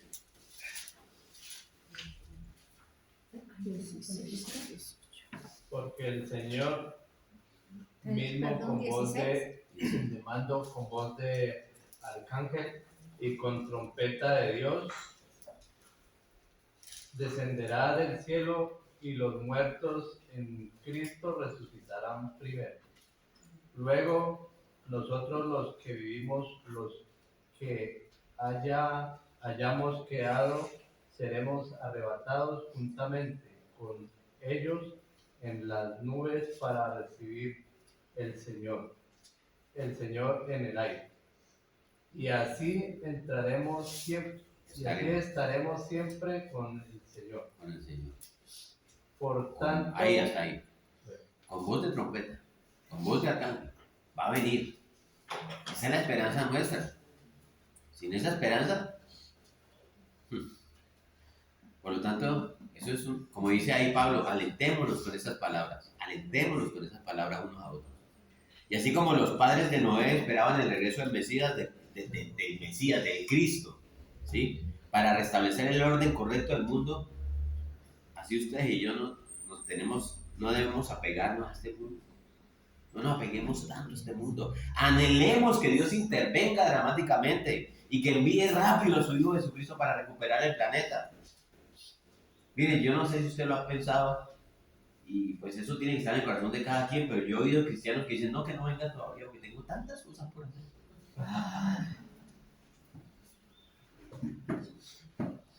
sea asumido el mundo de nuevo por su único dueño, el dueño legítimo, el mismo creador, el Señor Jesucristo.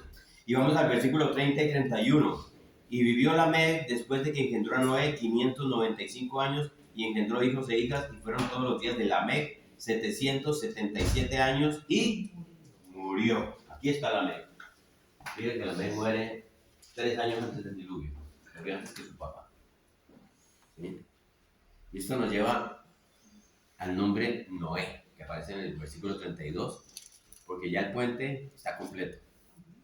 ¿Sí? Desde el jardín del Edén hasta el diluvio.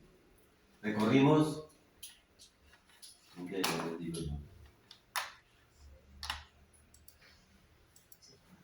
este tiempo. Hablamos de Adán y Eva, acabamos de pasar 1600 años hasta aquí, hasta Noé. ¿Sí? La cadena está completa. ¿Sí? Puente, fundación, cadena, historia, todas las palabras, ¿sí? Ya recorrimos todo con el acelerador puesto en 1600 años. Acabamos de recorrer 1600 años. ¿Sí? Ténganlo en cuenta, porque es que a veces uno no tiene en cuenta eso. Y uno mide el tiempo y el espacio por lo que vivimos hoy. 1600 años, 100, 200, 300, 400, 500, 1600 años. Eso es mucho tiempo, mucha gente. Había millones de personas. La maldad era mucha, aunque vamos a entrar ahora a ver eso. Los hombres solamente pensaban en el mal. Se había mezclado esa generación con esta con esta con esta. Todo. Una locura, unos 900 años de gente que vive en promedio. ¿Sí? Entonces, vamos a llegar allá. Pasamos 1600 años, de pronto hasta más, ¿sí? En un solo capítulo para avanzar rápido a donde necesitamos estar, ¿sí? Donde va a pasar la acción, donde la acción realmente comienza a suceder con este hombre que se menciona en el versículo 32. Miren ya para cerrar el versículo 32. Y siendo Noé de 500 años, engendró a Sem, Cam y Jafet. Que nos va a dar mucho más detalles sobre Noé y sus 3 hijos en los próximos 4 capítulos de Génesis. Génesis 6, 7, 8 y 9. Ahí lo vamos a ver. Ahí es donde Dios... Ay, ¿y no había mujer para entrar después familia? No, ahí está. Dios con la pluma de Moisés está tratando de llevarnos rápido allí, como tú puedas. ¿Sí? Ya nos pasó por este puente, desde Adán hasta Noé. Porque lo que Dios hizo a través de Noé no va a ser cualquier cosa, va a ser un evento catastrófico, que no tendrá precedentes en la historia del mundo y nunca más se va a volver a repetir. Una inundación global que va a acabar con toda la raza humana, excepto 8 personas. 8.